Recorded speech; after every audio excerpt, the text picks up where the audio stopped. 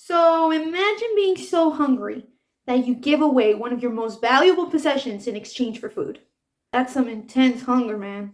In Genesis chapter 25, Abraham dies and he leaves everything to his son Isaac. So Isaac now has no parents. Their parents are dead.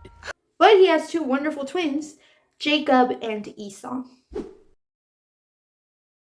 Now, these two kids are as different as night and day, black and white, up and down, and whatever other opposite you can think of. They were just so different. So Rebecca initially couldn't have kids for 20 years to be exact.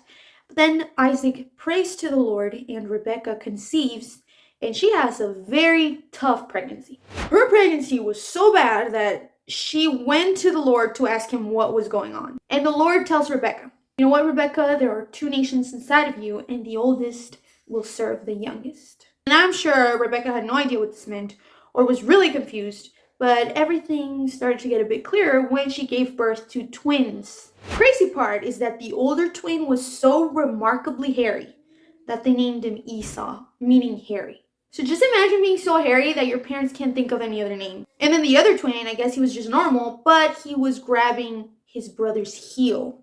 So they named him Jacob, meaning heel holder or supplanter. So their rivalry dates back to when they were in the womb.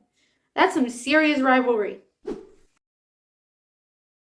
So like I mentioned, these two kids were polar opposites, and when they grew up, they were still opposites. So Esau was this manly man, a hunter, and Isaac was so proud of his son Esau, so Esau was his favorite. And Jacob, he was a little more into staying at home, a little more introvert. So I'm pretty sure he spent a lot of time with his mom because he was just his mom's favorite darling child.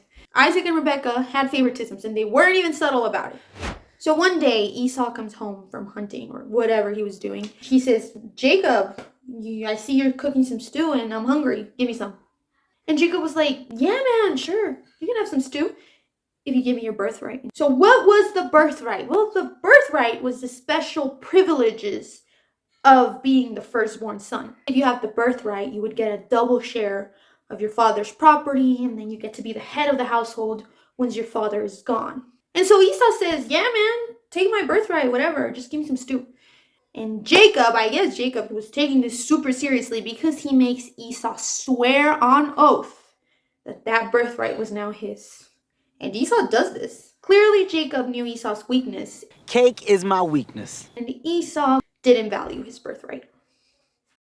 We all have an inheritance through God and special blessings that have been predestined for us. Unfortunately, we may fall in the trap of giving away or exchanging those blessings for things that perish. Esau gave away something so valuable for something so short-lived. He was hungry and wanted food. In the same way, what the world offers will come to an end. But what our Father gives us will last forever.